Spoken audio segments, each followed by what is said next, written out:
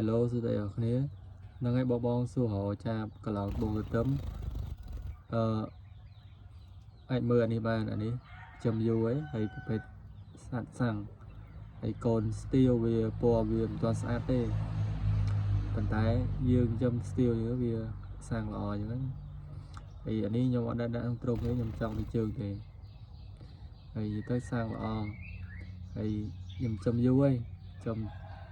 2 ខែ 3 ខែតែរោមនេះដោយសារតែវាស៊ីចំណៃសុតអញ្ចឹងវាយូរវាអត់ដូររោមលឿនអញ្ចឹងណាវានៅតាមធម្មជាតិរបស់វាស៊ីសត្វល្អិតទុយគ្រប់ប្រភេទអញ្ចឹងវាអាចនឹងពណ៌វាឆាប់ឡើងអញ្ចឹងមិនភ័យទេហើយកុំបាច់ឆ្ងល់ឡើយអញ្ចឹងណានៅវាមានហេតុវាមានផលរបស់វាដោយសារយើងដាក់តែចំណៃពួកចាប់កន្លងវា